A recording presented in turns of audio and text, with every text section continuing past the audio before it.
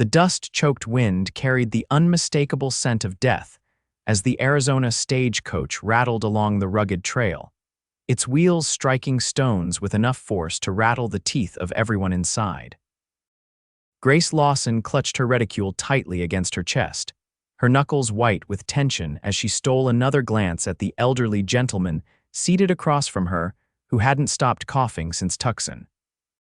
The year was 1878, and the promised comforts of transcontinental travel had yet to reach this desolate stretch of the Arizona territory.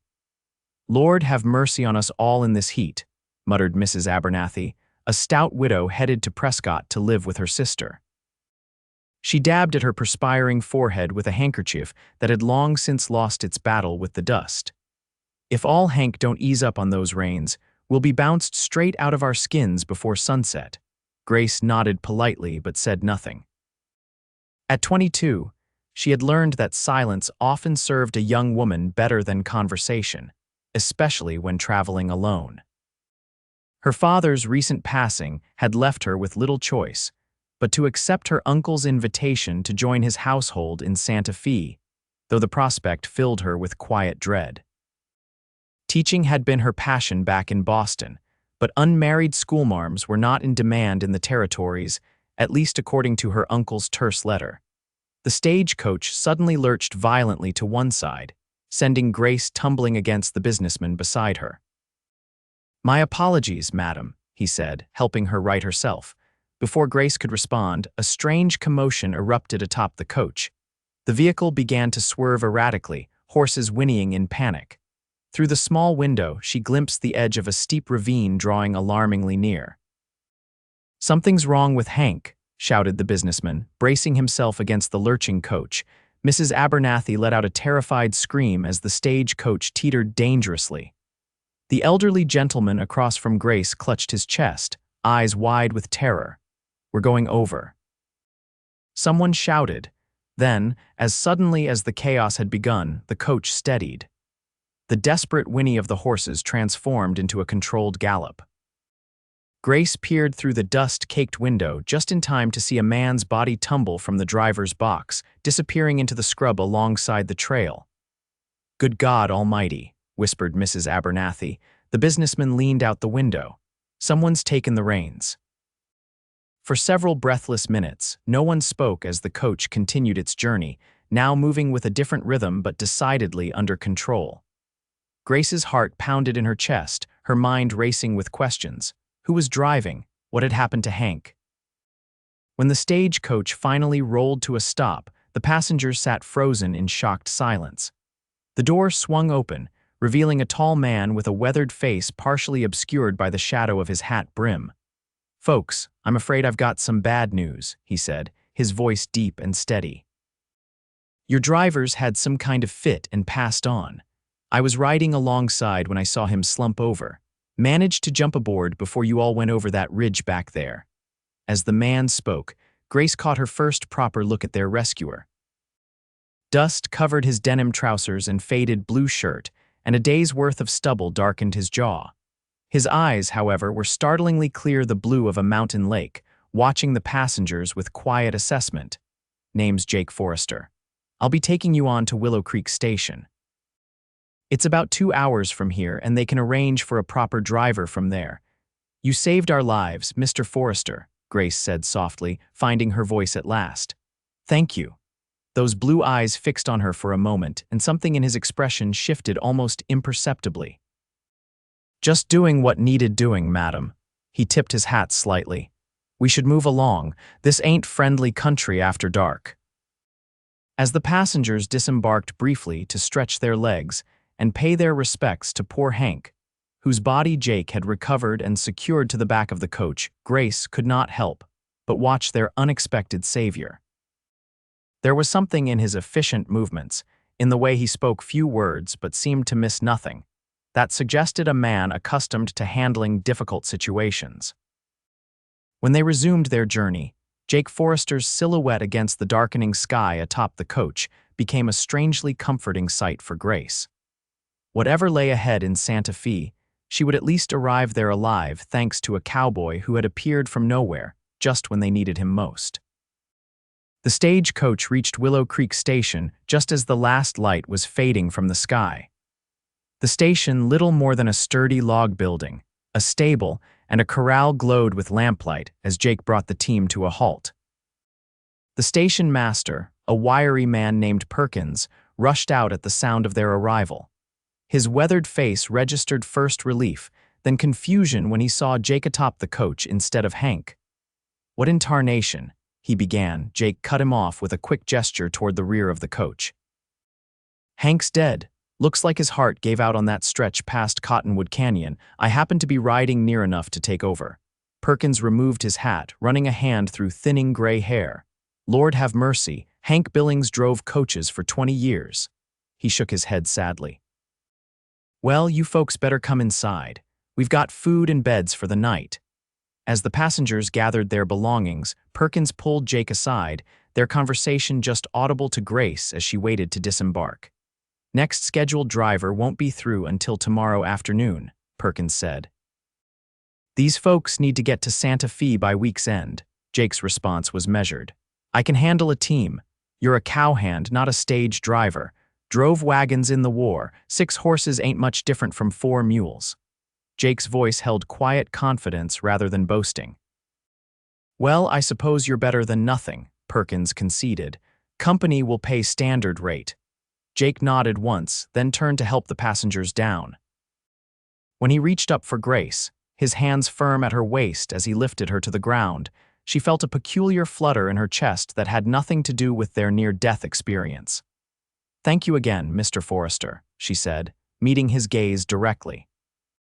"Jake," he corrected, releasing her quickly once her feet touched the ground. "Just Jake is fine."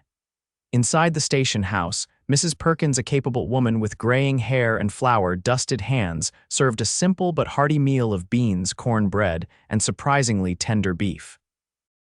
The conversation inevitably turned to their narrow escape and poor Hank's demise. "Never known Hank to be sickly," Mrs. Perkins said, shaking her head as she refilled coffee cups. "Though he did mention chest pains last time through."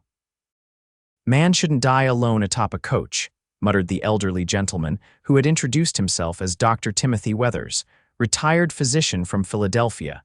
Jake, who had been eating silently at the end of the table, looked up.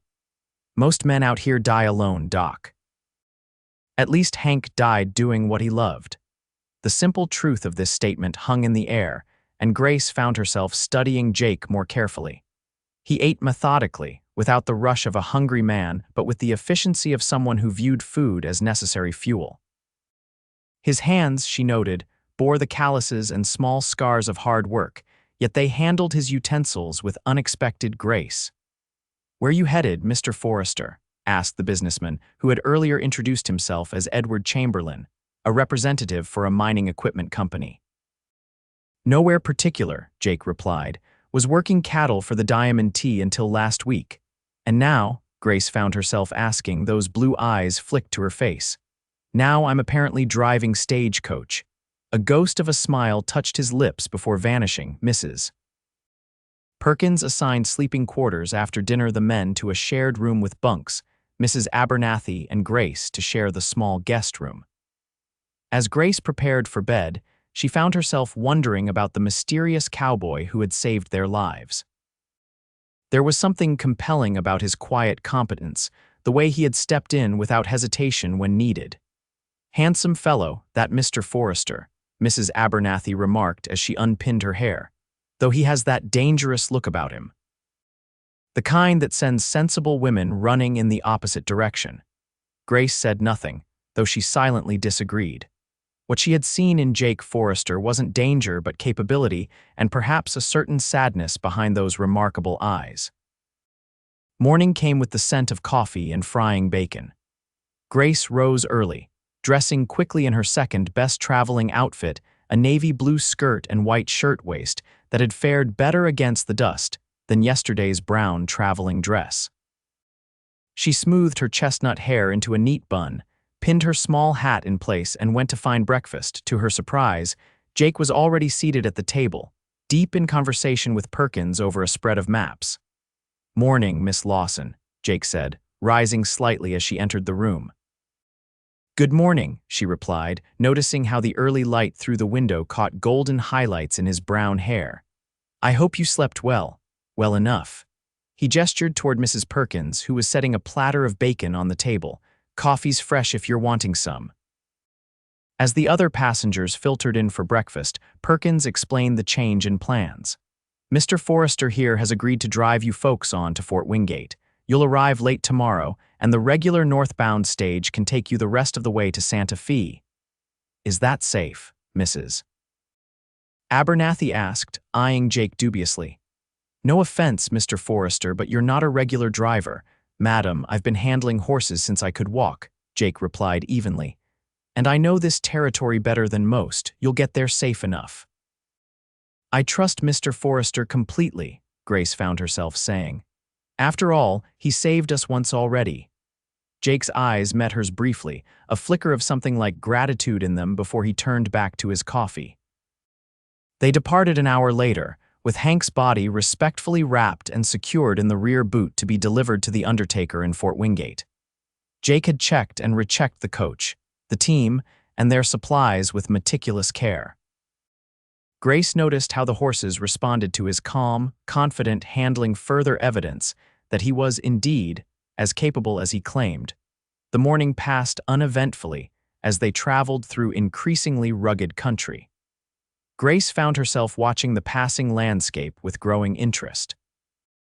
Having lived her entire life in Boston, the vast openness of the West both frightened and exhilarated her. Massive red rock formations loomed against brilliant blue skies, while distant purple mountains beckoned on the horizon. Occasionally, Jake would point out landmarks or wildlife that the passengers might otherwise have missed. Around midday, they stopped beside a small creek to rest the horses and eat the lunch Mrs. Perkins had packed. Grace, stretching her legs beside the flowing water, found herself joined by Jake, who had just finished checking the team. "Never been out west before?" he asked, noticing her fascination with a distant rock formation. "Is it that obvious?" she smiled.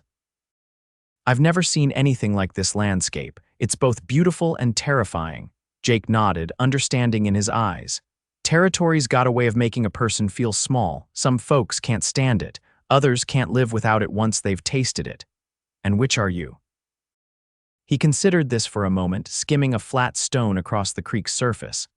"Guess I'm the second kind. Tried going back east after the war, couldn't breathe right there." Grace studied his profile, curiosity piqued. "You fought in the war, you seem too young." A shadow crossed his face.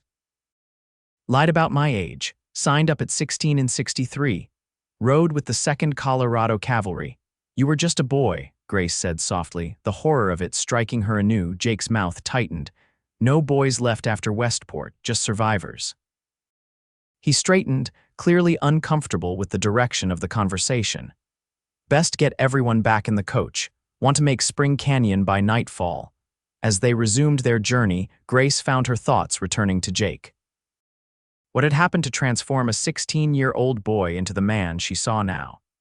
There was a guarded quality to him that suggested old wounds carefully hidden, yet she had glimpsed moments of unexpected gentleness in the way he handled the horses, in his patience with Mrs. Abernathy's endless questions, in the careful way he had helped Dr. Weathers back into the coach. The afternoon brought darker skies and the distant rumble of thunder.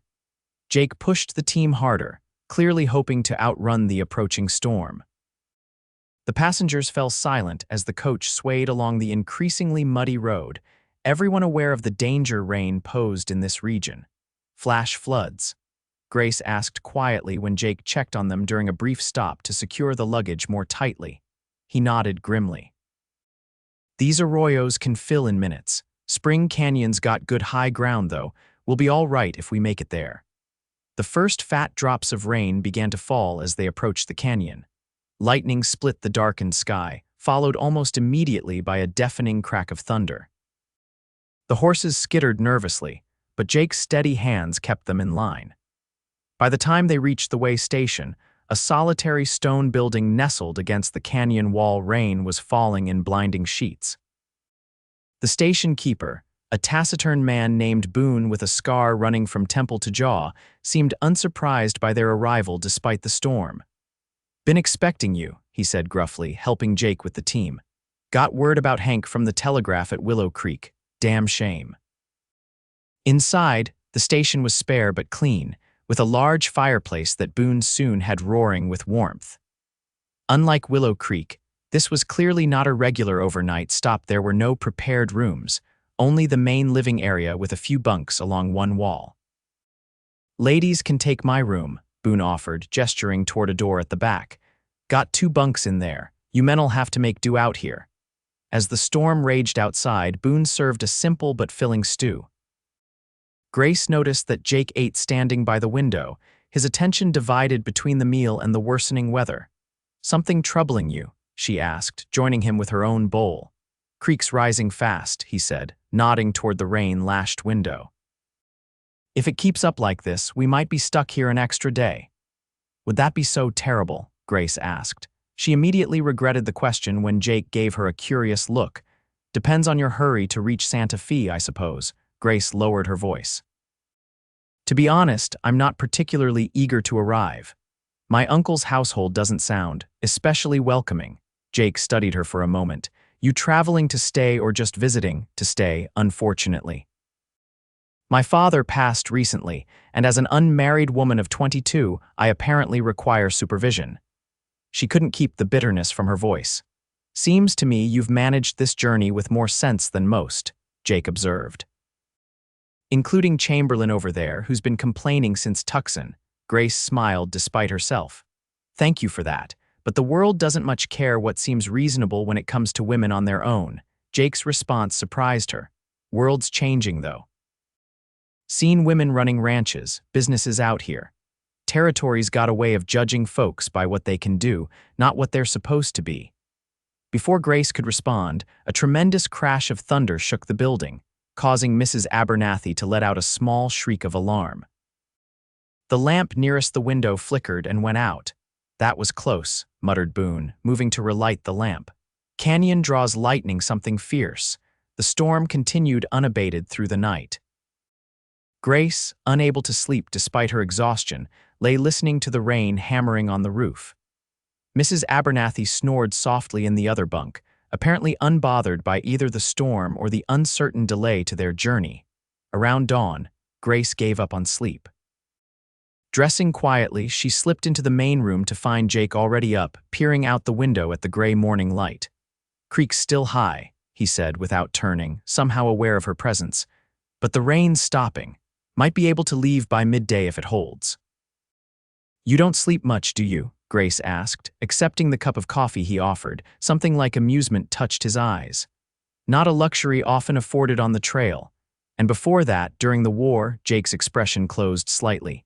"No, not then either." Grace sensed she had pushed too far and changed the subject. "What will you do after you deliver us to Fort Wingate?" he shrugged. "Haven't decided. Might head up to Colorado, look for ranch work, or could be the stage company will offer steady work. World's full of possibilities."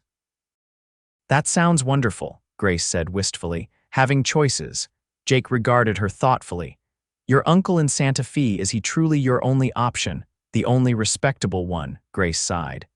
"I was teaching in Boston, but my position depended on my father's standing at the university." "Without him?"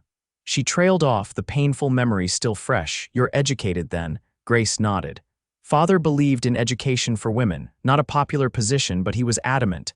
"Sounds like a good man, the best," Grace agreed softly. "He would have hated seeing me become dependent on Uncle Harold, but he left considerable debts. There was no choice." Jake seemed about to say more when Boone emerged from checking outside. "Creek's dropping fast," he announced. "Road'll be passable by noon." The remainder of the morning passed quickly as everyone prepared to resume their journey. Jake and Boone worked together to check the coach for any damage from the storm, while the passengers repacked their belongings. By noon, as predicted, they were ready to depart. "Thank you for the shelter, Mr. Boone," Grace said, as the gruff station keeper helped her into the coach.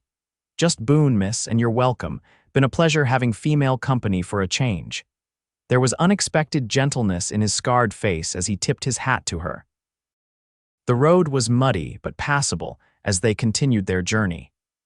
Jake handled the difficult conditions with the same quiet competence he had shown throughout the trip, keeping the team moving steadily without overtaxing them in the challenging terrain. Late in the afternoon, as they navigated a particularly narrow stretch of road with a steep drop on one side, Grace noticed Jake suddenly tense, his posture alert in a new way. He slowed the team, his gaze scanning the ridge above them. "Something wrong," Chamberlain called up through the window. "Not sure," Jake replied, his voice deliberately casual. "Just being cautious." Grace, watching his face, saw the moment his expression hardened. Following his gaze, she spotted movement among the rocks above the unmistakable silhouette of a man with a rifle. "Get down." Jake shouted, just as the crack of gunfire split the air. The horses reared in panic as a bullet splintered the wood beside Jake's head. With remarkable control, he steadied the team while reaching for the rifle secured beside the driver's box. 2 more shots rang out in quick succession. Inside the coach, Mrs. Abernathy screamed while Dr. Weathers pulled her down onto the floor. Chamberlain, showing unexpected courage, drew a small derringer from his coat pocket. "Road agents," he shouted. Thereafter the strongbox, Grace, heart-pounding, peered cautiously out the window. She counted at least 3 men descending rapidly toward the road ahead, while a 4th continued firing from above to keep Jake pinned down. Without warning, Jake cracked the whip above the team, sending the horses surging forward directly toward the approaching bandits. It was such an unexpected move that the men scattered, momentarily confused. In that instant of distraction, Jake fired his rifle one-handed while controlling the team with the other. One of the bandits fell, clutching his shoulder. Another dived behind a boulder as Jake's second shot kicked up dust inches from his boots. The third man, bolder or more desperate than his companions, leapt for the lead horse's bridle. What happened next occurred so quickly that Grace could hardly follow the sequence of events. Jake dropped the reins, kicked free of the driver's box, and launched himself bodily at the man reaching for the team.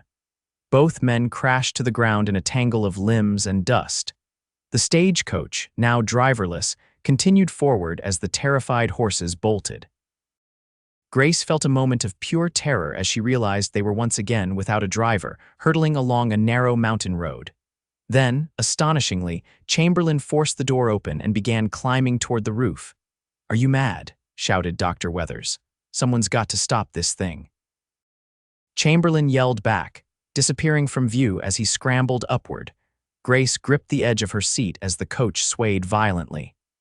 Through the rear window, she could just make out Jake wrestling with the bandit in the road behind them, while gunfire continued from the rocks above.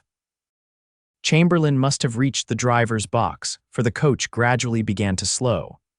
As they rounded a bend in the road, putting the scene of the attack behind them, Grace found herself praying silently for Jake's safety. "That cowboy saved our lives twice now, Mrs. Abernathy said shakily, echoing Grace's thoughts. "I do hope he's all right." They continued for nearly a mile, Chamberlain handling the team with surprising skill, before Grace spotted a figure on horseback approaching rapidly from behind. As the rider drew closer, relief flooded through her. It was Jake, riding one of the bandits' horses, his shirt torn and a streak of blood visible on his cheekbone. "Stop the coach, Chamberlain," she called up. Jake pulled alongside as they halted, his expression grim but satisfied. "Everyone all right? We're fine," Grace assured him, "but you're hurt." He touched his cheek dismissively. "Just a scratch. Those fools weren't expecting anyone to fight back." He nodded appreciatively to Chamberlain, quick thinking with the reins.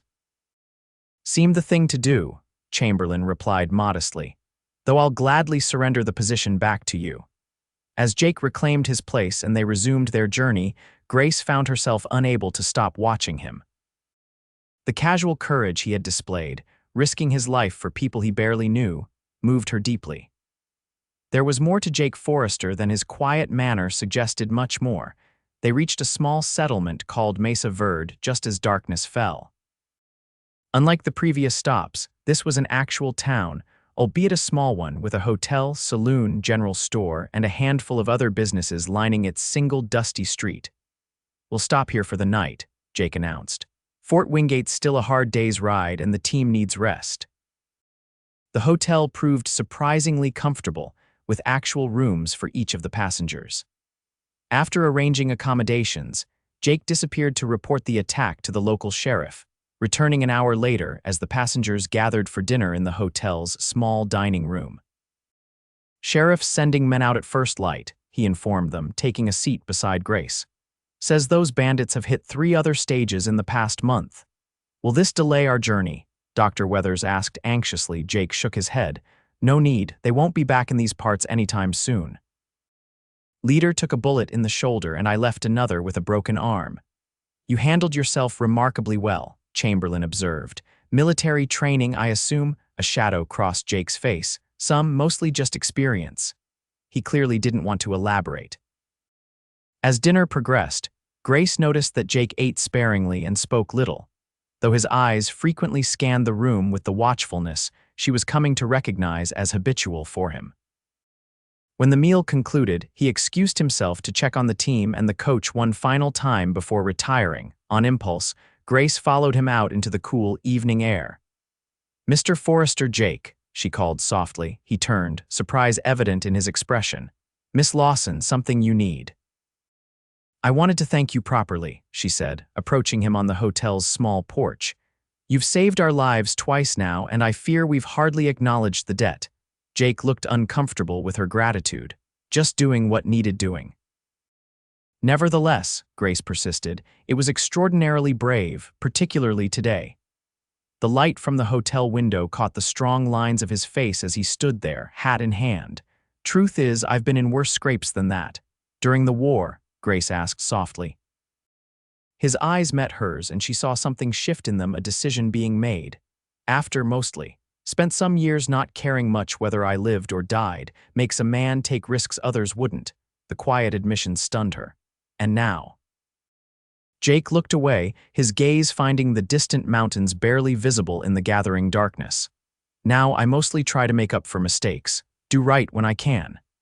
"Is that why you helped us when Hank died? Why you fought those bandits today?" He shrugged, a gesture that somehow conveyed both modesty and discomfort with her questions. "Like I said, just did what needed doing." Grace took a step closer to him, close enough to catch the scent of leather and horses that clung to him. "I think you're a better man than you believe yourself to be, Jake Forrester." For a moment, something vulnerable and almost young flashed in his eyes. Then he replaced his hat, the brim shadowing his expression. "You should get some rest, Miss Lawson. Long day tomorrow." She recognized the withdrawal but pushed slightly further. "Will you tell me someday about those years you mentioned? Not stories fit for a lady's ears," he said, his voice gentle despite the refusal. "I'm stronger than I look," Grace replied. "And I've learned that people are rarely as simple as they first appear." Jake studied her face for a long moment. "No," he finally agreed, "they rarely are." With a slight tip of his hat, he turned and walked toward the livery, leaving Grace with far more questions than answers. Morning brought clear skies and the bustling activity of a town coming to life. After breakfast, the passengers gathered outside the hotel where Jake had the coach ready, the team looking rested and alert. Grace noticed that he had acquired a second rifle, now secured within easy reach beside the driver's box. "Taking no chances today," he explained when he caught her looking. The road to Fort Wingate proved less treacherous than the previous day's journey, winding through rolling hills and broad valleys rather than narrow mountain passes. Jake maintained a steady pace, stopping occasionally to rest the horses and allow the passengers to stretch their legs. During one such stop, Grace found herself walking alongside Jake as he checked the team. "Will you continue with the stage company after Fort Wingate?" she asked. He ran a hand along one horse's flank, checking for any signs of strain. "Depends on what they offer." "Might be good steady work for a while." "It suits you," Grace observed. "You have a way with the horses and you clearly know the territory." Jake glanced at her, a hint of amusement in his eyes. "You trying to convince me, Miss Lawson?" "Grace," she corrected him, "and perhaps I am. It would be comforting to know someone like you is looking after other travelers." "Someone like me," he echoed, curiosity evident in his tone. Grace felt her cheeks warm slightly. "Someone competent, brave, resourceful." Jake turned his attention back to the horses, but not before she caught the faint smile that touched his lips. High praise from a Boston school teacher. Former school teacher, Grace reminded him, a note of melancholy creeping into her voice. I doubt my uncle will permit me to continue teaching in Santa Fe. Jake's hands stilled their work. What does he expect you to do? Keep house. Eventually marry, I suppose, though he was vague on that point. She sighed. Uncle Harold believes education is wasted on women. Man's a fool then, Jake said simply. The blunt assessment startled a laugh from Grace. You haven't even met him. Don't need to. Anyone who'd waste your obvious intelligence is a fool. The compliment, delivered with such matter-of-fact certainty, touched Grace deeply. Thank you, she said softly. That means more than you know. Jake met her eyes briefly, something unreadable in his expression, before nodding toward the coach. We should get moving. Want to reach the fort before dark. As they resumed their journey, Grace found her thoughts increasingly occupied by the enigmatic cowboy. In just 3 days, Jake Forrester had upended her expectations and challenged her assumptions. He was clearly educated, despite his unpolished appearance and manner. His quiet competence spoke of a life rich with experience, while his occasional moments of vulnerability hinted at deep wounds beneath the composed exterior. Most confusing of all were her own feelings, a growing attraction that both excited and alarmed her. Grace had never been one for romantic fantasies, having observed too many unhappy marriages among her father's colleagues. Yet there was something about Jake that resonated with her in a way no Boston gentleman ever had. Ridiculous, she murmured to herself as the coach swayed along the dusty road. She was traveling to a new life in Santa Fe, and he was a wandering cowboy with no fixed destination. Their paths had crossed by chance and would soon diverge again. Any attachment would be both impractical and inappropriate. Yet as the afternoon wore on, Grace found her gaze repeatedly drawn to Jake's straight-backed figure atop the coach, his hands sure on the reins as he guided them steadily toward Fort Wingate. They arrived at the fort shortly before sunset. Unlike the rustic way stations of previous days, Fort Wingate was a substantial military installation, its adobe and wooden buildings arranged in orderly fashion around a central parade ground. Soldiers in blue uniforms moved purposefully about their duties as the stagecoach rolled through the main gate. Jake directed the team to the stage company office, a small building near the fort's eastern wall. A harried-looking agent hurried out to meet them. "You're Forrester?" he asked, consulting a telegram in his hand. "Got word from Willow Creek about poor Hank. Damn shame."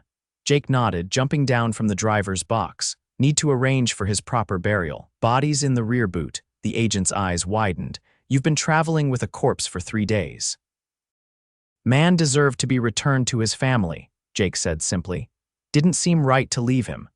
As the passengers disembarked, the agent informed them that the northbound stage would depart for Santa Fe the following afternoon. "Fort's got quarters for stage passengers," he added. "Not fancy, but clean. Mess hall serves decent food." While Chamberlain, Dr. Weathers, and Mrs. Abernathy followed a young soldier to their accommodations, Grace lingered beside the coach, watching as Jake and the agent carefully removed Hank's body. "The undertaker's expecting him," the agent was saying. "Wife's been notified. She's in Albuquerque." Jake nodded solemnly. "Man died doing his job. Company should see she's provided for." "Already arranged," the agent assured him. Hank was well respected. He eyed Jake appraisingly. "Stage company could use men like you, Forrester. Regular route, regular pay. Interested?" Jake glanced briefly toward Grace before answering. "Might be. Let me think on it." The agent handed Jake a small pouch that clinked with coins.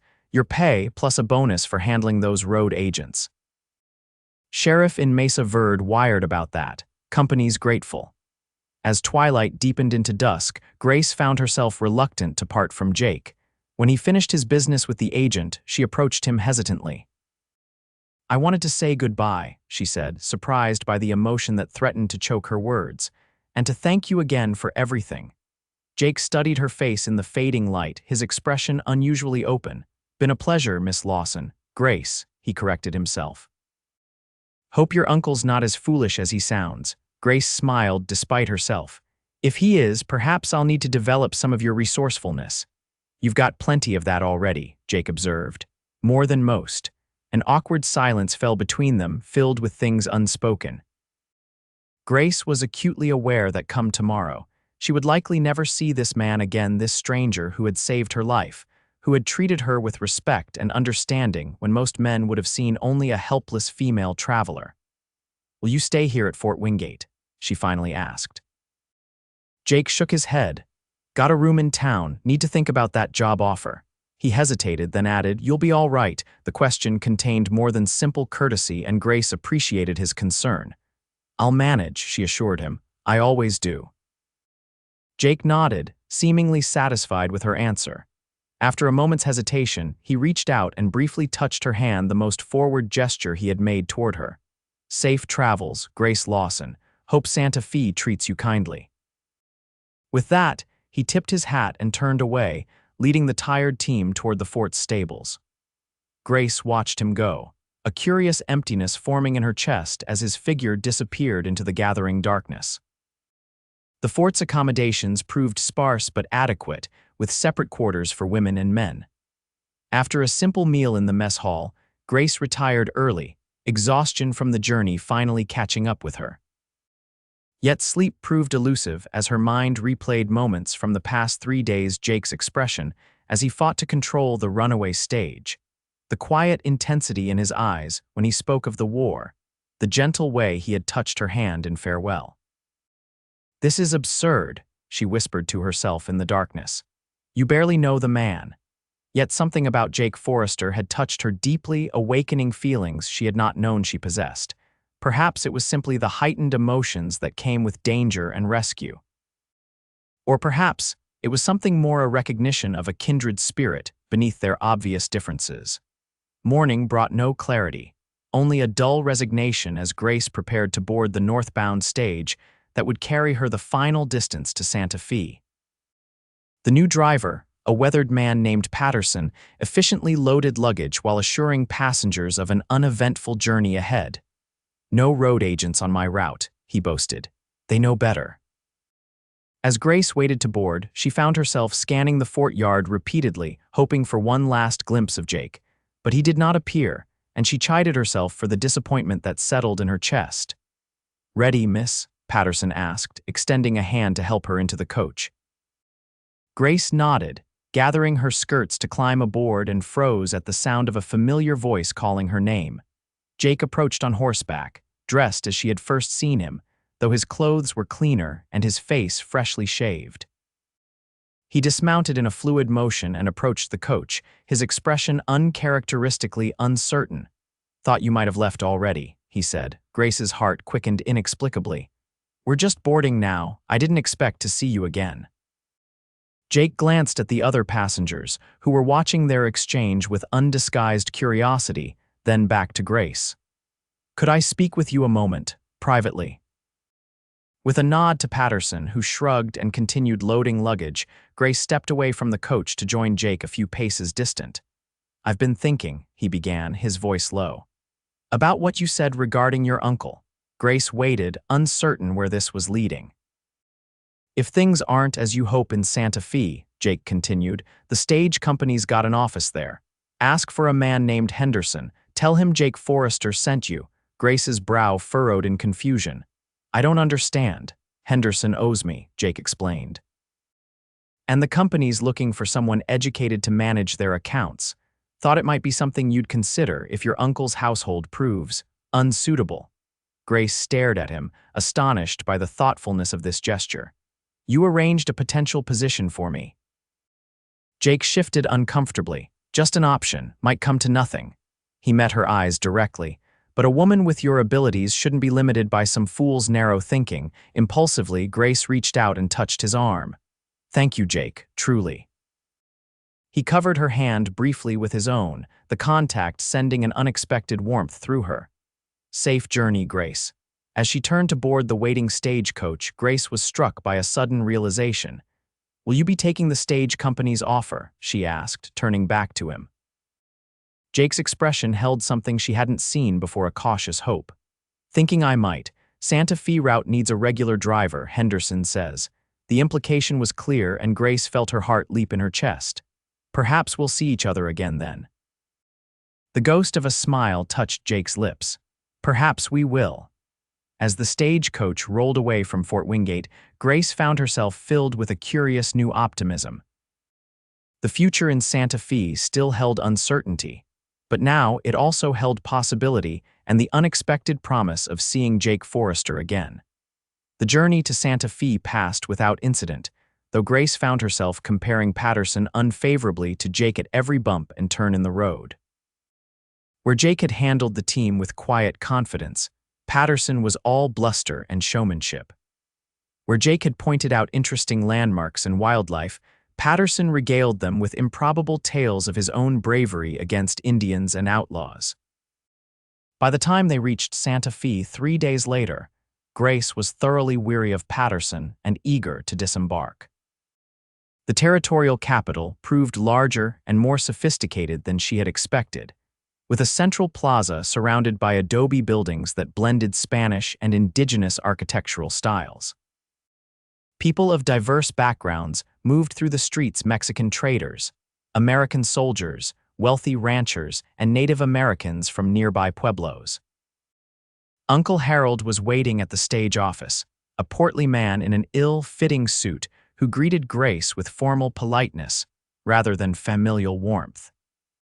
His home, a substantial adobe structure on the city's outskirts, was comfortable but oppressively quiet, inhabited only by himself, his housekeeper Mrs. Ramirez, and now Grace. "Your room is upstairs," he informed her as a servant carried in her trunk.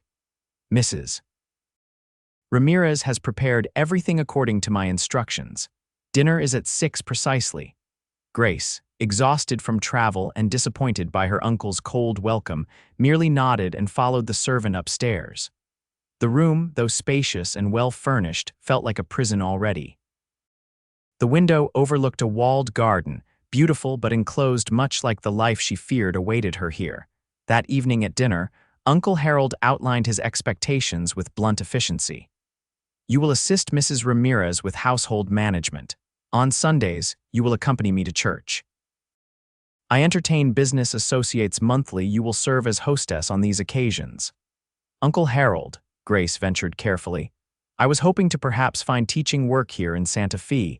I have experience and absolutely not," he interrupted, his expression hardening. "No niece of mine will engage in paid employment. It would reflect poorly on my position in the community." "But surely the matter is closed, Grace." His tone brooked no argument. "Your father may have indulged such notions, but you are under my guardianship now. You will comport yourself accordingly." Grace bit back the angry retort that rose to her lips, knowing it would only make her situation worse. Instead, she nodded stiffly and returned to her meal, her mind already turning to Jake's parting gift, the name Henderson, and the possibility of work at the stage company office. 2 weeks passed with excruciating slowness. Grace fulfilled her uncle's requirements with outward compliance, while inwardly chafing against the restrictions placed upon her. Her only freedom came during brief shopping excursions to the plaza, always accompanied by Mrs. Ramirez, who reported back to Uncle Harold on every interaction and purchase. During one such outing, Grace managed to slip away briefly while Mrs. Ramirez haggled with a vegetable vendor. Making her way quickly to the stage company office on the plaza's eastern side, she gathered her courage and stepped inside. The office was busy, with clerks managing freight manifests and passengers purchasing tickets. Grace approached a harried-looking man behind the main counter. "Excuse me," she said politely. "I'm looking for Mr. Henderson." The man jerked a thumb toward a door at the rear without looking up. "Office in back. Knock first." Henderson proved to be a tall, lean man in his 50s with shrewd eyes and a no-nonsense manner. When Grace mentioned Jake's name, however, his expression immediately softened. "Forrester sent you?" he asked, gesturing for her to take a seat. "Now that's interesting. Man doesn't make recommendations lightly." Grace explained her situation as concisely as possible, aware that Mrs. Ramirez would soon notice her absence. Henderson listened without interruption, occasionally nodding, Bookkeeping and correspondence, he mused when she finished. We do need someone with education. Current fellow can barely spell his own name. He studied her thoughtfully. But there's your uncle to consider. I would handle that, Grace assured him, surprised by her own determination. If you're willing to hire me. Henderson drummed his fingers on his desk. Come back Monday at 9. We'll see what you can do with our ledgers. If you're as capable as Forrester seems to think, we'll work something out. Elated by this small victory, Grace hurried back to the plaza, reaching Mrs. Ramirez just as the housekeeper began looking around in concern. Where did you go? The older woman demanded suspiciously. Millinery shop, Grace lied smoothly. Thought I saw a hat in the window that would suit you. The following Monday proved challenging but ultimately triumphant. Grace informed Uncle Harold that she was joining a ladies' charitable society that met weekly, a falsehood that made her uncomfortable, but seemed necessary. At the stage company office, she demonstrated her facility with numbers and correspondence so impressively that Henderson hired her on the spot. 3 mornings a week to start, he said. Pays $15 monthly, not a fortune, but your own money at least. For the next month, Grace maintained her deception with increasing skill, telling herself that the independence was worth the dishonesty. Each visit to the office brought the hope of news about Jake, but Henderson mentioned him only in passing, noting that he had indeed taken the company's offer and was running regular routes to Albuquerque and Taos. Then, on a crisp October morning as Grace worked in the office, the door opened to reveal Jake himself, trail dust clinging to his clothes and a day's growth of beard darkening his jaw. He stopped short at the sight of her, genuine surprise followed by something warmer lighting his eyes. Miss Lawson, he said, removing his hat. Henderson mentioned you'd taken the position. Grace rose from her desk, heart hammering inexplicably in her chest. Mr. Forrester, it's good to see you again. Henderson, emerging from his office to greet Jake, glanced between them with sudden understanding. Ah, now it makes sense, he murmured before raising his voice. Forrester, your timing's perfect. Got a special run needs handling tomorrow. Santa Fe to Taos with a banking shipment. As Henderson outlined the details of the assignment, Grace tried to compose herself, disturbed by the strength of her reaction to Jake's unexpected appearance. He looked much as she remembered, perhaps a bit leaner, his skin more tanned from weeks on the trails, but it was the familiar, steady presence that affected her most. When Henderson returned to his office, Jake approached her desk, hat still in hand. Your uncle's household not to your liking, I take it, he observed quietly. Grace smiled ruefully. Even less than anticipated. Thank you for this opportunity, it's been my salvation. Jake nodded, his expression thoughtful. He knows you're working here? No, Grace admitted. He believes I'm engaged in charitable work. Not a complete falsehood, as the company's profits do benefit the community. A smile tugged at Jake's mouth. Resourceful as I thought. He glanced toward Henderson's office, then back to Grace. I'm in town until tomorrow morning. Might I escort you to dinner this evening? The invitation, delivered with such straightforward simplicity, caught Grace off guard. Yes, I'd like that very much, but I'll need to create another explanation for my uncle. 7 o'clock at the Plaza Hotel dining room, Jake suggested. I'll wait for you. That evening, having informed Uncle Harold that she was attending a special church committee meeting, Grace made her way to the Plaza Hotel with nervous anticipation. She had taken extra care with her appearance, wearing her best dress, a deep blue that complemented her eyes, and arranging her hair in a more becoming style than her usual severe bun. Jake was waiting in the hotel lobby, and Grace was struck by the transformation in his appearance. Gone were the trail-worn clothes, replaced by a clean dark suit that, while not fashionable by Eastern standards, fit his broad shoulders perfectly. He had shaved and trimmed his hair, revealing the strong line of his jaw and the clarity of his blue eyes. You look beautiful, he said simply as she approached, offering his arm. The dining room was elegant by territorial standards, with white tablecloths and actual glass windows overlooking the plaza. As they were seated, Grace noted several curious glances from other diners, Santa Fe society taking note of an unfamiliar couple. I feel rather conspicuous, she admitted softly. Jake's eyes held amusement. Small towns run on gossip. Frontier towns just have better gossip. The meal passed with surprising ease as they talked of their experiences since parting at Fort Wingate. Jake described his routes through the territory, the people and places he encountered, while Grace shared stories of her adjustment to Santa Fe and her surreptitious work at the stage office. Henderson says you've transformed their record-keeping, Jake mentioned as they lingered over coffee. Man's not easy to impress. Grace felt a flush of pleasure at the compliment. It's satisfying work. I feel useful again.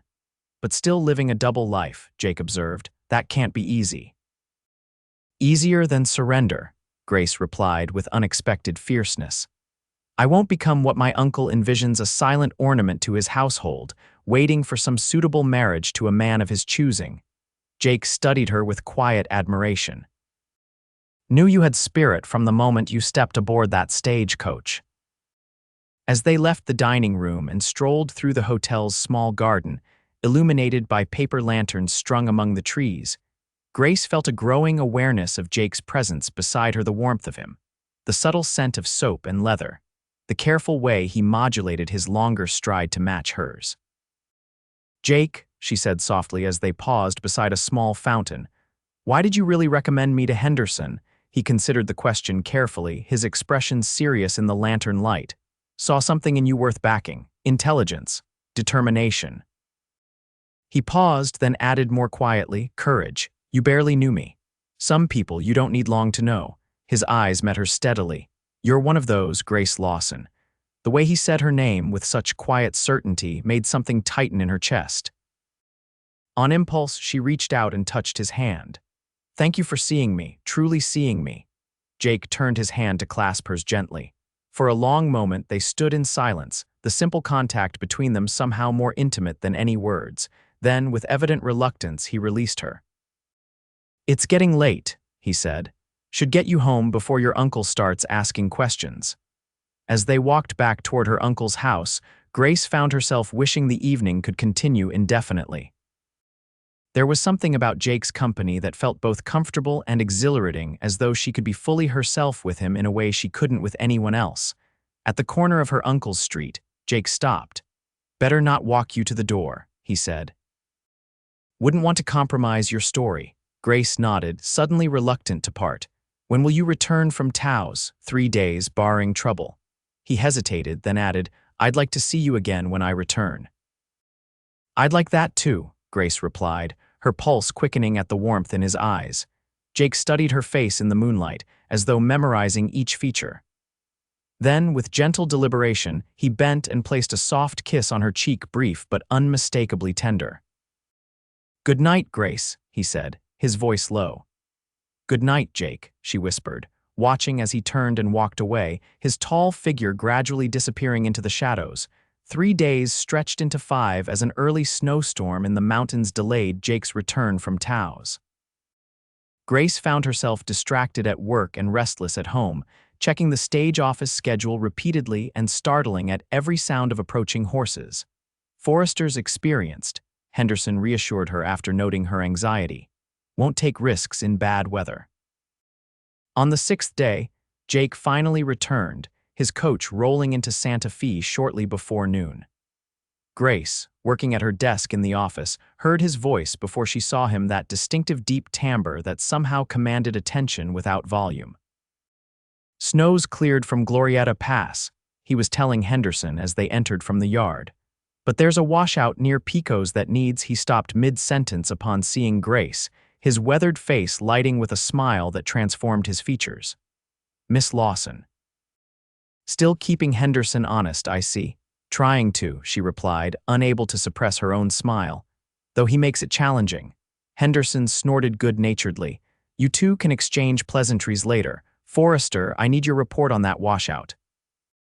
After concluding his business with Henderson, Jake approached Grace's desk again. Thought I might call on you properly this evening, he said quietly. If that would be agreeable. Grace's heart skipped. Uncle Harold hosts his monthly dinner for business associates tonight. I'm required to attend as hostess. Disappointment flickered in Jake's eyes, quickly masked. Another time then. The dinner ends by 9, Grace said impulsively. I could perhaps meet you afterward. There's a small gazebo in the garden behind the house. No one uses it this time of year. Jake studied her face, concern evident in his expression. Don't want to cause trouble for you. Some troubles are worth risking, Grace replied softly.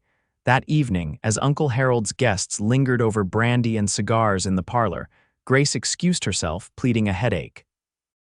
In her room, she changed from her formal dinner dress into something simpler, wrapped a shawl around her shoulders, and slipped quietly down the back stairs and out to the garden. The night was clear and cold, stars pricking the black velvet sky with unusual brilliance. The gazebo, a small wooden structure nearly hidden by climbing roses now dormant for winter, stood at the garden's far end. As Grace approached, she saw a figure waiting inside Jake, his broad-shouldered silhouette unmistakable even in darkness. You came, she said, joining him in the shelter of the gazebo, said I would. His voice held a warmth that belied the night's chill.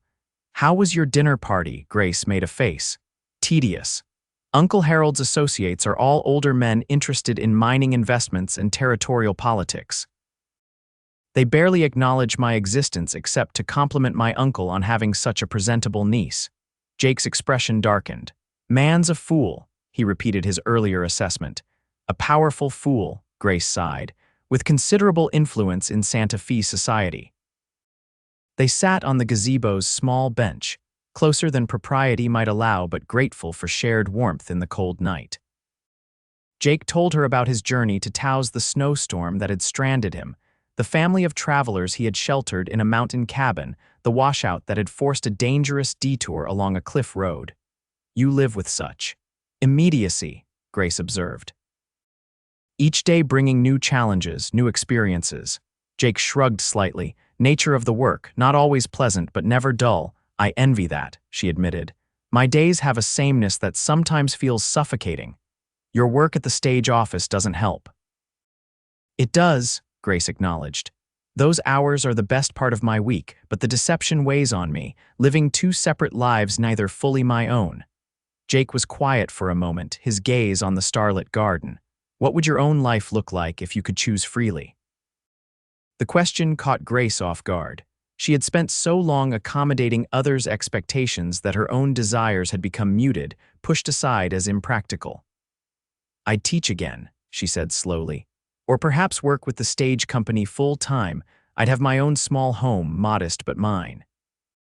I'd plant a garden, read books without hiding them from disapproving eyes. Sounds like a good life, Jake said softly. A simple one, Grace agreed, but authentic. They sat in comfortable silence for a moment, the cold gradually seeping through Grace's shawl despite Jake's warmth beside her. When she shivered involuntarily, he immediately removed his coat and placed it around her shoulders. You'll freeze, she protested. Had worse on the trail, he assured her. The coat enveloped her in his scent and warmth, an intimacy that made her heart beat faster. Jake, she began hesitantly, may I ask you something personal? He nodded, his expression open but guarded. You mentioned once that you spent years not caring whether you lived or died. What changed? Jake looked away, his profile strong against the night sky. For a moment, Grace thought he wouldn't answer. Then he spoke, his voice lower than usual. There was a raid near the end of the war, small town in Missouri. My unit was ordered to burn its suspected Confederate sympathizers. He paused, the memory clearly painful. Found out later most of the men were gone, just women and children left. But orders came and we followed them. Grace felt a chill that had nothing to do with the night air. Afterward, something in me broke, Jake continued. Couldn't reconcile what I'd done with who I thought I was. When the war ended, I drifted west.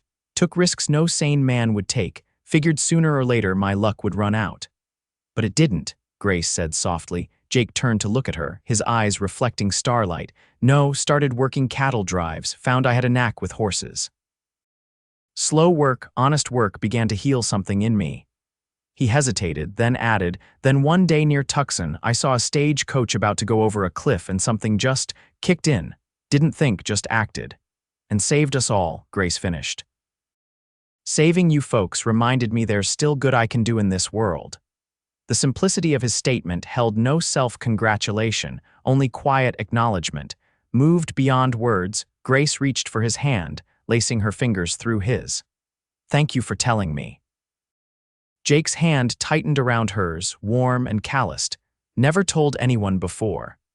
The admission hung in the air between them, its significance not lost on either. Slowly, as though giving her every chance to withdraw, Jake raised his free hand to touch her cheek, his fingers gentle against her skin. "Grace," he said, her name almost a question on his lips. She answered by leaning toward him, closing the small distance between them. His kiss was tentative at first, then deeper as she responded, his hand sliding to cradle the back of her neck. Grace felt a warmth spreading through her unlike anything she had experienced before, a sense of rightness, of coming home to a place she hadn't known existed.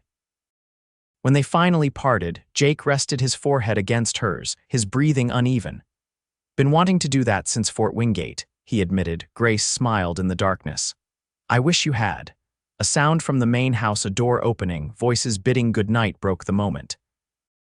Grace reluctantly pulled away. "Uncle Harold's guests are leaving. I should go before I'm missed." Jake nodded, helping her to her feet. "When can I see you again?" "I'm at the office Monday, Wednesday, Friday mornings," Grace replied, "and I could perhaps arrange another evening later this week." "I'll be here," Jake promised. "Whatever you can manage." As Grace slipped back into the house, her heart lighter than it had been in months, she knew with sudden clarity that her life had irrevocably changed. Jake Forrester had awakened something in her, a longing not just for him, but for the authentic life she had described in the gazebo. A life that now seemed not just a distant dream, but a genuine possibility. Over the following weeks, Grace and Jake created a patchwork of moments together, brief conversations at the stage office, occasional shared meals when she could manufacture plausible excuses for her absence, and precious evenings in the gazebo when weather permitted. Each encounter deepened their connection, revealing new facets of each other that only confirmed their growing feelings. Jake, Grace discovered, possessed an unexpected love of poetry, carrying a battered volume of Wordsworth in his saddlebags. He had a dry, understated humor that emerged more frequently as he grew comfortable with her. And beneath his capable exterior lay a thoughtfulness that continually surprised her. He noticed details others missed, remembered small preferences she mentioned in passing, and listened to her opinions with genuine interest. For his part, Jake found himself increasingly drawn to Grace's quiet strength, her quick intelligence, and the passion that animated her when she spoke of teaching or books or justice. Her determination to carve out independence despite her uncle's restrictions impressed him deeply, as did her ability to maintain her essential kindness despite difficult circumstances. As November turned to December, however, their precarious arrangement faced new challenges. Uncle Harold began to question Grace's frequent absences, his suspicion evident in pointed comments and narrowed eyes. The weather turned harsh, making garden meetings impractical. And Jake's routes grew more dangerous with winter conditions, each departure bringing Grace fresh anxiety until his return.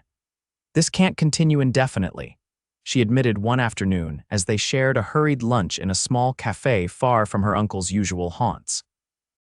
"Uncle Harold has begun suggesting potential suitors, men of his acquaintance whom he deems suitable." Jake's expression darkened. "Has he arranged anything specific?" "Not yet," Grace sighed. "But he's growing impatient with my evasions. Yesterday he mentioned a dinner next week with Judge Harmon and his son Walter." "The judge is nearly 70, Jake observed. "His son can't be much younger." 52, Grace confirmed grimly. "Recently widowed and, according to my uncle, in need of a sensible wife to manage his household." Jake was silent for a moment, his coffee cooling untouched before him. When he finally spoke, his voice was carefully neutral. "What are you thinking?" Grace met his gaze directly. "I'm thinking I can't marry Walter Harmon or anyone my uncle selects." She took a deep breath. "I'm thinking I need to leave his house, find my own way whatever the consequences." Relief visibly washed over Jake's features. "You're sure?" "I've never been more certain of anything," Grace replied firmly. "I've saved most of my wages from the stage company. It's not much, but perhaps enough to secure modest lodgings." Henderson has hinted he would offer me full-time work if I were available.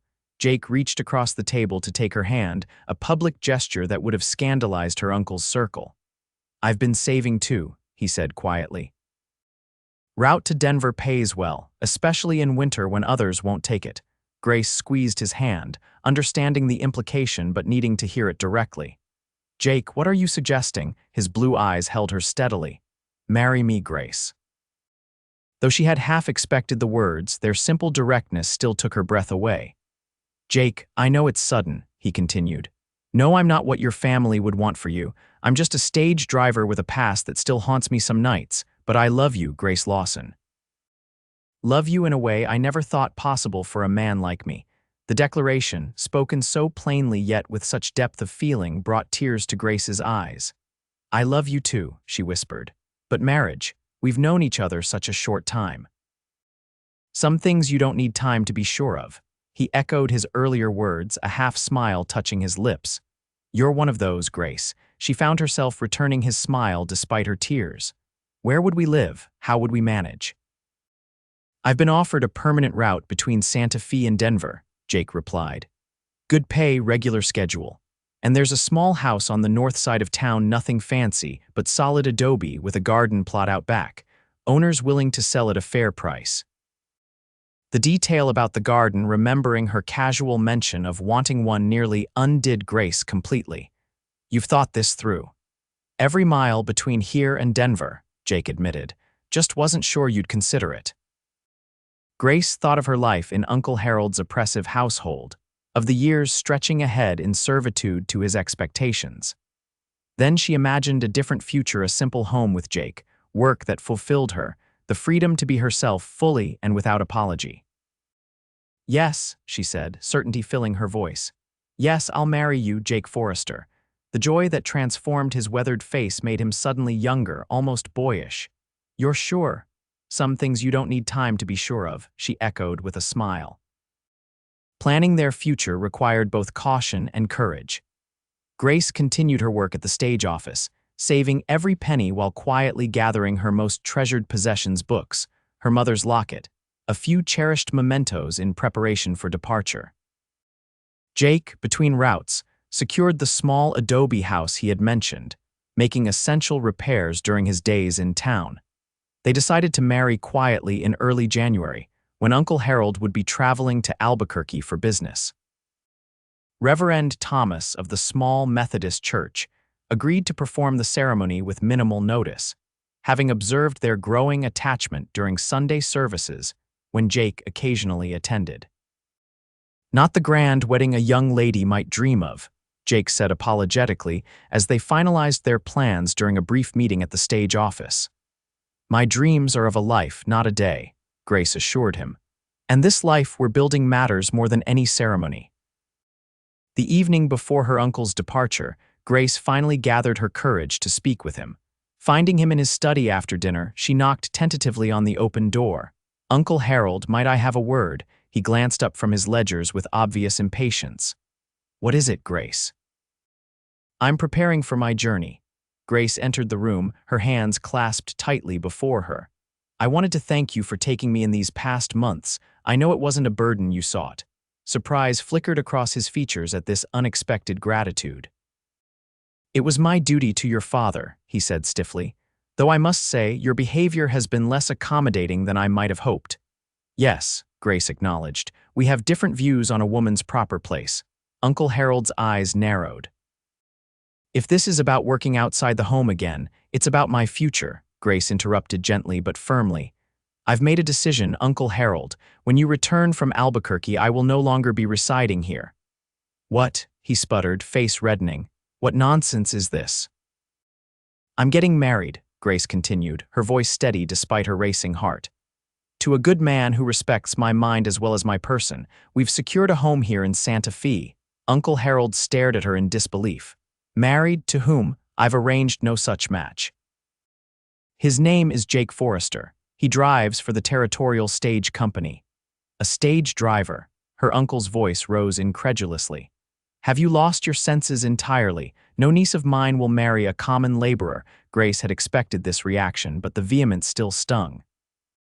Jake is an honorable man who served his country and now provides an essential service to the territory. More importantly, he values me for who I am, not for what society dictates a woman should be." Uncle Harold rose from his chair, his face now deeply flushed with anger. "I forbid this match. You are under my guardianship, and I will not permit such a disgraceful connection." "With respect, Uncle," Grace said quietly, "I am 22 years old. While I appreciate the shelter you've provided, I am legally capable of making my own decisions. The ceremony will take place while you're in Albuquerque. If you pursue this madness," he threatened, "you will receive nothing from me. No dowry, no references, no assistance of any kind. You will be cut off completely." Grace had anticipated this ultimatum as well. "I understand. I'm prepared to make my own way." Her calm response seemed to infuriate him further. "You foolish girl. Do you think a stage driver can provide the life you're accustomed to? You'll be living in squalor within a year. I would rather live simply with a man who respects me than luxuriously with one who sees me as property," Grace replied, her voice finally showing emotion. "I'm sorry you cannot understand that, Uncle Harold. I had hoped for your blessing, but I will proceed without it if necessary." She turned to leave, her heart heavy despite her conviction. At the door, she paused and looked back at her uncle's thunderous expression. "I'll be gone when you return. Thank you again for your hospitality these past months." Uncle Harold's response was to turn his back on her, a dismissal as final as any words could have been. The morning of Uncle Harold's departure dawned clear and cold, the January sky a brilliant blue above the frost-covered landscape. Grace bid him a polite farewell, receiving only a curt nod in return. As his carriage disappeared down the road toward Albuquerque, she felt a curious mixture of sadness and relief. The bridge to her past was burning, but the path to her future was finally clear. Jake arrived mid-morning to help transport her belongings to their new home. Grace had intentionally packed light, taking only what was truly hers and leaving behind the expensive dresses and accessories her uncle had provided. Mrs. Ramirez, who had grown fond of Grace despite her initial suspicion, pressed a small package into her hands as she prepared to depart. "Wedding gift," the housekeeper explained gruffly. "My grandmother's recipe for wedding bread and seeds from my garden for yours. Good luck, Miss Grace." The unexpected kindness brought tears to Grace's eyes. "Thank you, Mrs. Ramirez, for everything." Their new home was indeed small, just 4 rooms arranged around a central hearth, but Grace found herself immediately charmed by its solid simplicity. Jake had clearly worked hard to prepare it, with fresh whitewash on the interior walls, newly repaired furniture, and even curtains hung at the windows. "Not much," he said uncertainly as he carried in her trunk. "But it's sound. No leaks, good thick walls for winter." Grace set down the box she was carrying and turned to face him. "It's perfect, Jake, truly." Relief washed over his features. "Thought maybe coming from your uncle's fine house." "This is ours," Grace said simply. "That makes it more valuable to me than any mansion." The next day dawned equally bright, but considerably more nerve-wracking as they prepared for their wedding. Henderson and his wife had agreed to stand as witnesses, while Mrs. Henderson had insisted on hosting a small reception afterward at their home. Grace dressed in her best remaining outfit, a deep green traveling suit that brought out the gold flecks in her brown eyes. She pinned her mother's cameo at her throat and arranged her hair in soft waves rather than her usual severe bun. Looking in the small mirror Jake had installed in their bedroom, she hardly recognized herself, not because of the clothes or hair, but because of the joy that illuminated her features from within. The ceremony itself was brief but meaningful, Reverend Thomas speaking eloquently about partnership and shared purpose. When Jake took her hands to recite his vows, his voice was steady and sure, his blue eyes never leaving hers. As he slipped a simple gold band onto her finger purchased, he later told her, with the bonus from that first desperate drive when Hank had died, Grace felt a profound sense of rightness settle over her. "I now pronounce you man and wife," Reverend Thomas declared with evident satisfaction. "Mr. Forrester, you may kiss your bride." Jake's kiss was gentle but filled with promise, his hands warm against her waist as he drew her close.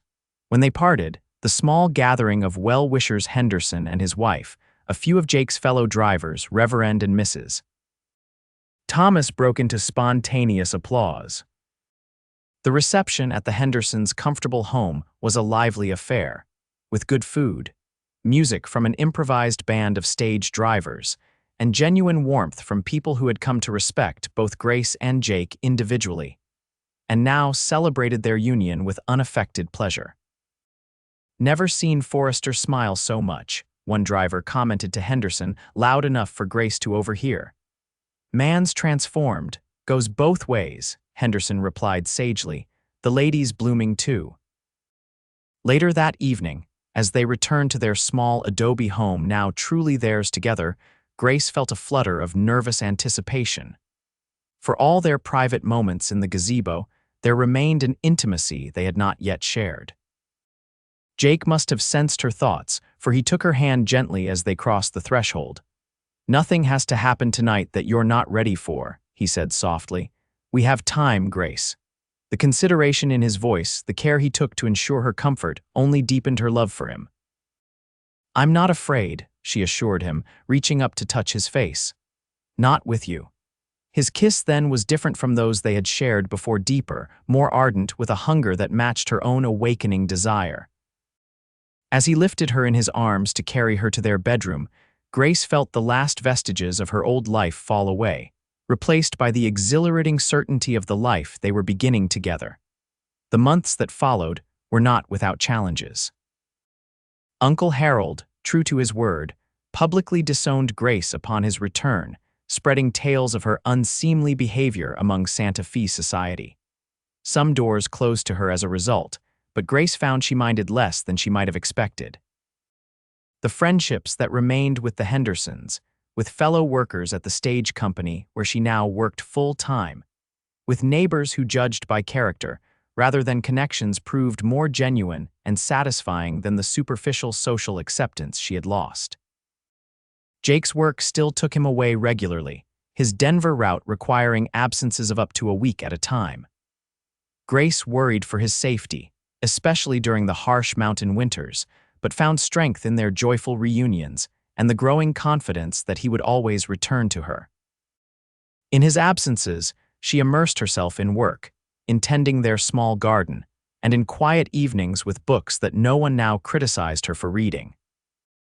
By late spring, as wildflowers bloomed across the high desert and their garden produced its first tender vegetables, Grace had news that brought Jake's most radiant smile yet. "A baby," he repeated, wonder filling his voice as he placed a gentle hand against her still flat stomach. "You're certain?" Grace nodded, her own smile matching his. "Dr. Wells confirmed it yesterday. He expects a December birth." Jake gathered her carefully into his arms as though she had suddenly become infinitely precious and fragile. "Never thought I'd have this," he murmured against her hair. "A wife, a child, a home, after everything." "You deserve it all," Grace assured him, understanding the unspoken reference to his war experiences. "You're a good man, Jake Forrester, the best man I've ever known." As summer faded into autumn and Grace's pregnancy progressed, they prepared their small home for the coming addition. Jake built a cradle from pine boards, his hands crafting the simple piece with meticulous care. Grace sewed tiny garments in the evenings, smiling at the thought of the child who would wear them, a child born of love and choice, rather than convention and expectation. "Boy or girl, doesn't matter to me," Jake said one evening as they sat together on their small porch, watching the sunset paint the distant mountains in shades of purple and gold. "Just want a healthy child, and for you to be safe." Grace leaned against his shoulder, his arm warm around her expanded waistline. "Dr. Wells says everything looks perfect. Strong heartbeat, good position." Jake nodded, but she sensed his underlying anxiety. Having lost his own mother to childbirth, he harbored deep-seated fears about the coming delivery despite his outward calm. "We'll be fine," she reassured him, taking his hand and placing it where their child kicked energetically.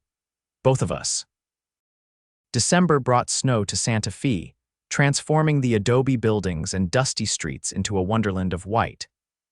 As Grace's time drew near, Henderson arranged for Jake to remain in town rather than taking his usual Denver route, assigning him shorter local runs that kept him close to home. On the morning of December 15th, as a fresh snowfall blanketed the city, Grace felt the first contractions begin. By afternoon, Mrs. Henderson was with her, her experienced hands and calm presence a comfort as the pains intensified. Jake, initially sent to fetch the doctor, returned to pace anxiously outside the bedroom door until Mrs. Henderson firmly instructed him to boil water and prepare clean linens. "Gives him something useful to do," she explained to Grace with a knowing smile. "Men are helpless at times like these." The labor progressed steadily through the evening, Grace drawing on reserves of strength she hadn't known she possessed. When Dr. Wells finally allowed Jake to enter the room, his face pale with concern, she managed a tired smile for her husband. "Almost there," she assured him as he took her hand. Shortly before midnight, with a final tremendous effort, Grace brought their daughter into the world, a robust infant with a healthy cry, and when she finally opened them, eyes as startlingly blue as her father's. "She's perfect," Jake whispered, awestruck as the doctor placed the swaddled newborn in his arms. "Grace, she's absolutely perfect." Looking up at her husband, cradling their child, this man who had once jumped aboard a runaway stagecoach to save strangers, who had fought through personal darkness to build a life of purpose, who had seen in her a strength and capability others had dismissed, Grace felt a happiness so complete, it brought tears to her eyes. "What shall we name her?" Jake asked, carefully transferring their daughter back into Grace's arms. Grace studied the tiny face, already showing signs of strong character in her determined chin. "Hope," she said softly. "Hope Elizabeth Forrester." "Hope," Jake repeated, the single syllable filled with meaning. "It suits her." As the new day dawned, bringing with it Christmas preparations throughout Santa Fe, the small adobe house on the north side of town remained quiet, its occupants absorbed in the miracle of new life and the love that had brought them to this moment. Outside, fresh snow continued to fall, covering old tracks and creating a clean slate, much like the journey that had begun when a stagecoach driver fell dead at the Reins, and a cowboy jumped aboard to drive them safe. 5 years later, on a bright spring morning, Grace stood in the doorway of their expanded home, watching as Jake lifted their daughter onto her first pony, a gentle dun mare with a patient disposition.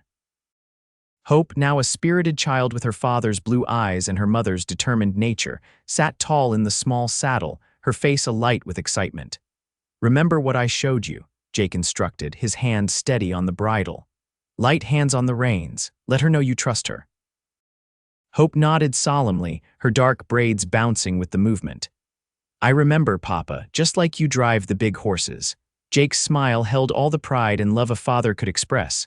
"That's my girl." From her vantage point, Grace observed the scene with a full heart. Their life had evolved in ways she could never have predicted on that fateful journey from Arizona. Jake now supervised the Santa Fe routes for the stage company, a position that kept him closer to home while utilizing his extensive knowledge of the territory. Grace herself had fulfilled her dream of teaching again, establishing a small school for girls that emphasized both practical skills and academic subjects, an endeavor that had initially scandalized the more conservative elements of Santa Fe society, but gradually gained respect for its results. The adobe house had grown along with their family. With the birth of their son James 2 years after Hope, they had added 2 more rooms and expanded the garden. The property now boasted fruit trees, a small stable for Jake's horses, and a separate building that served as Grace's schoolroom. Uncle Harold, somewhat surprisingly, had initiated a tentative reconciliation after Hope's birth, his rigid disapproval softened by time and perhaps by loneliness. While their relationship remained formal, he had acknowledged his great niece and nephew with appropriate gifts and occasional visits that grew less awkward with repetition. "Mama, look," Hope called, drawing Grace from her reflections. "I'm riding all by myself." Jake had stepped back, allowing the pony to walk in a small circle with Hope handling the reins independently. The child's expression of concentration and delight was a mirror of her father's the first time he had successfully driven the stagecoach. Wonderful, darling." Grace called back, moving to join them in the yard. James toddled after her, his sturdy legs carrying him determinedly toward his father and sister. As Jake scooped up their son and settled him before Hope on the pony for a shared ride, Grace marveled at how completely her life had transformed from the constrained existence she had once anticipated. The journey had been neither easy nor conventional, marked by moments of genuine peril and difficult choices. Yet each challenge had ultimately led her here to this family, this love, this authentic life she had once described as a distant dream. "You're looking thoughtful," Jake observed, coming to stand beside her as Hope continued her careful circles on the pony, now with James giggling before her. "Just appreciating our blessings," Grace replied, leaning against his solid warmth, remembering how it all began. Jake's arms slipped around her waist, drawing her closer. With poor Hank's heart giving out at the worst possible moment, and a brave cowboy jumping aboard to save us all, Grace completed the thought, tilting her face up to his. Jake smiled, the years having softened the lines of his face without diminishing the clarity of his remarkable eyes. "Best decision I ever made," he said softly, bending to kiss her with the same tenderness that still made her heart quicken after all this time. "Though marrying you was a close second," Grace laughed against his lips. "Only a close second. Well," he conceded with a grin, "might be a tie." As their children's laughter filled the clear mountain air, and the future stretched before them bright with possibility, Grace knew with absolute certainty that every step of their unexpected journey had been leading precisely here to this moment of perfect contentment, to this love that had begun with danger but blossomed into lasting joy. The stagecoach driver had indeed fallen dead at the reins, and the cowboy had jumped aboard to drive them safe. But the true journey, the one that mattered most, had only just begun.